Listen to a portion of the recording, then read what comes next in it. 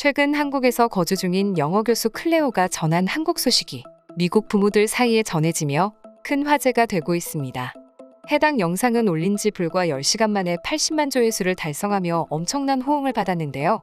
또 그녀가 전한 미국과 한국에서의 출산에 대한 차이점은 한국에 대해 잘 모르고 있던 미국 전역을 놀라게 하기에 충분했습니다. 17년 전 옥스퍼드대 인구학 교수와 케임브리지 세인트 존스 칼리지 학장을 지내며 40년 이상 인구 문제를 연구한 세계인구학 분야의 권위자 데이비드 콜먼 교수가 UN 인구 포럼에서 한국의 저출산 현상을 언급하며 지금과 같은 상황이라면 한국은 지구상에서 사라지는 첫 번째 나라가 될 수 있습니다. 라고 경고했습니다. 그리고 17년이 지난 지금 그가 한국을 재방문했는데요. 그는 서울 강남구 포스코센터에서 다시 한번 한국을 상대로 발표했습니다. 2022년 한국의 합계 출산율은 0.78명입니다. 2013년부터 줄곧 경제협력개발기구 국가 중 꼴찌입니다. 합계 출산율이 1명 미만인 나라는 한국이 유일합니다. 2020년 사망자가 출생자보다 많은 데드크로스를 지난 한국의 인구는 지속적으로 감소 중입니다. 감소 속도도 예상보다 빨랐습니다. 2022년 기준 한국의 인구는 12만 3천 명 넘게 감소했고 2021년에는 약 5만 7천여 명이 줄었습니다. 2023년에는 합계 출산율 0.81명을 기록했습니다. 여성 1명이 평생 아이를 1명도 낳지 않는 현상이 심화하고 있다는 의미입니다. 여성의 출산 연령 또한 갈수록 높아지고 있습니다.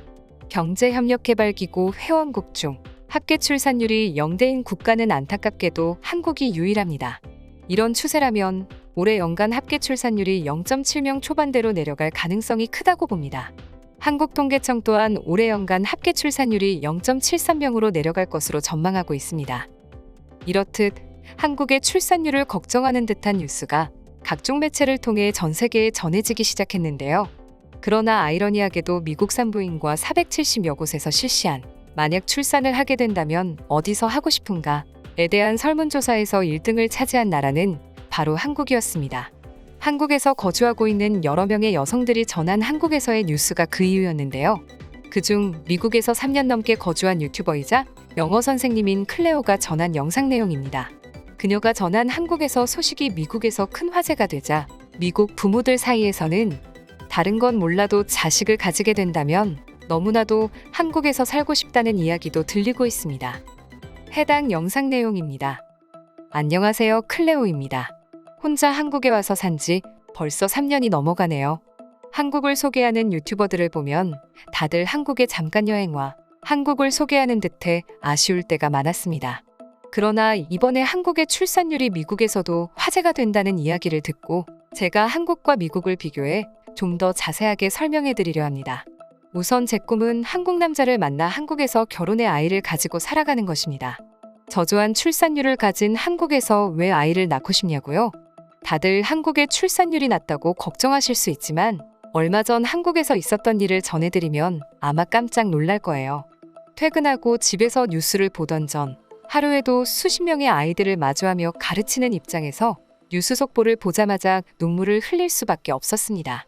바로 출산을 앞둔 임산부를 도와준 한국 경찰 이야기인데요. 10여 분간 도로를 질주하며 위험하게 운전을 하던 운전자가 있습니다. 그러나 고진의 도로에서 단속을 하고 있던 경찰을 만나게 됩니다. 이를 본 경찰은 위협 운전을 하던 운전자의 차량을 보고 제지하더니 다가갑니다. 그러나 곧 차량 내부의 상황을 지켜보게 되는데 둘째를 임신한 임산부가 차량 뒷자리에서 복통으로 이러지도 저러지도 못하고 있었습니다. 이를 본 경찰관들은 모자도 벗어던지고 재빠르게 경찰차로 탑승했고 해당 부부는 한국 경찰과 시민들의 도움으로 인해 도로 한복판에서 복통으로 이러지도 저러지도 못하고 있는 상황에서 벗어날 수 있었습니다. 당시 임산부는 임신 16주차였고 통증이 심해 급히 병원에 가야 하는 긴급한 상황이었습니다. 앞장서 길을 트기 시작했고 부부는 그 뒤를 따라갔습니다. 경찰은 이렇게 통행로를 터주는 시민들의 도움을 받았고 병원까지 안전하고 신속하게 도착할 수 있었습니다.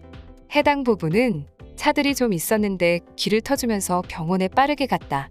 병원 진료도 빨리 받아서 태아도 안 해도 다 무사할 수 있었다며 위험한 상황에서 적극적으로 도와줘서 감사하다는 이야기도 전했습니다. 이 뉴스를 보는데 처음엔 경찰을 향해 위협 운전을 하는 운전자가 정신이 나갔나 싶었지만 불과 몇 초 만에 경찰차로 전력 질주하는 모습이나 병원으로 향하는 내내 그 길을 터주는 한국인들의 시민의식에 가슴이 뛰며 눈시울이 붉어질 수밖에 없었습니다. 이뿐만이 아닙니다. 한국에서 출산과 육아를 하면 좋을 수밖에 없는 이유가 또 있는데요. 미국에서 첫째를 낳고 키우다 한국에서 둘째를 출산하고 조리를 받으러 온 제 친구가 말하길, 미국 엄마들 사이에서도 한 번이라도 한국에서의 출산과 육아를 경험해 본 사람이라면 한국처럼 어머니가 살기 좋은 나라는 없다라며 한국이 그만큼 좋은 나라라고 알려져 있다고 합니다. 정작 제 친구도 지원 정책, 의료 서비스, 돌봄 서비스, 임신부 대우, 조리 서비스 등을 받으러 얼마 전 한국에서 출산과 조리를 받으러 왔습니다. 미국에서 첫째를 가졌을 땐 직장이 있어 직장 의료보험이 적용되었음에도 자연분만과 쌓일 정도의 병원비가 570만 원 정도 나왔다고 합니다. 거기다 수술을 하면 몇백만 원이 비싸지는 게 아니라 몇천만 원이 비싸진다고 합니다. 의료보험 또한 본인이 가지고 있는 보험이 모든 병원에 적용되는 것이 아니기 때문에 다니고 있는 병원이 마음에 들지 않는다고 해서 병원을 바꾸는 것이 쉬운 것이 아니라고 합니다. 또 응급 상황에 구급차를 불러가는 것도 몇백만 원이 나옵니다.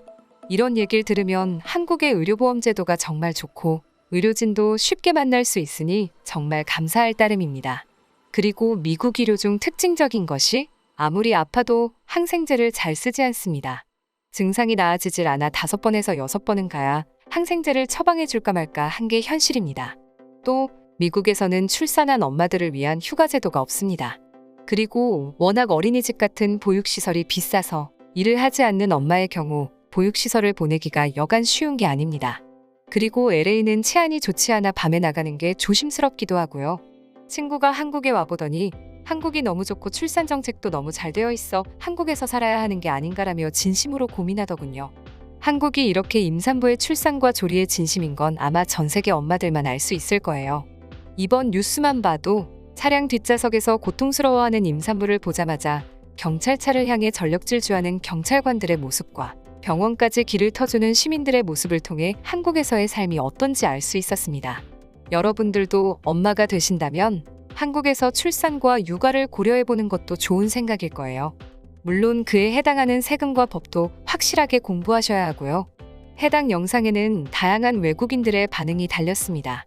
제가 미국에서 3명의 자녀를 키우면서 다양한 엄마들과 대화해본 결과 미국은 출산 정책이 특별한 게 없음에도 출산이 필수라고 생각하는 사람들이 많습니다. 실제로 많은 나라 사람들이 미국에 와 출산을 하기도 하고요. 저도 한국 남자와 결혼해 한국에서 가정을 꾸렸습니다. 한국이 임산부의 출산과 조리에 진심이라는 말은 정말 맞는 말입니다. 출산하고 나서 절 낳아주신 어머니께 감사한 마음이 들어 전화했는데 이곳 조리원 이야기를 듣고 나시더니 한국 조리원 수준 정도면 지금이라도 제 동생을 만들어 보겠다고 하더군요. 놀랐습니다. 한국이 출산과 조리에 유명한 건 알고 있었습니다. 영상을 통해 직접 경찰이 달려가며 임산부를 걱정해주고 보호해주는 모습을 보니 정말 감동이네요. 고생하셨고 정말 감사합니다. 제 동생도 출산 후 한국으로 조리를 받으러 갔다가 남편과 거기서 살고 있습니다. 한국이 그렇게 살기 좋다는데 정말 궁금하네요. 한번 놀러오라는데 가봐야겠어요. 저도 처음엔 술을 마시고 운전하는 음주 사고 영상인가 싶었는데 달려가는 한국 경찰들의 모습을 보니 정말 감동이네요. 같은 어머니로서 고생하셨습니다. 전 한국 어머니들이 자주 마신다는 미역국이 궁금합니다. 그 국을 마시면 몸에 피가 맑아진다는데 진짠가요? 한국 출산율이 왜 낮은지 이해가 안 갑니다. 도대체 이유가 뭔가요? 저도 다다음 달 출산을 앞두고 있는 엄마로서 꼭 한번 한국을 가보라는 이야기를 듣는데 정말 궁금하네요. 최근 조사 결과 실제로 한국으로 넘어와 출산을 하길 원하는 외국인들이 늘어나고 있습니다. 다들 올바른 정책을 통해 원하는 조리를 받고 불편함 없이 건강하게 돌아가길 바라며 이상 파노TV입니다. 시청해주셔서 감사합니다.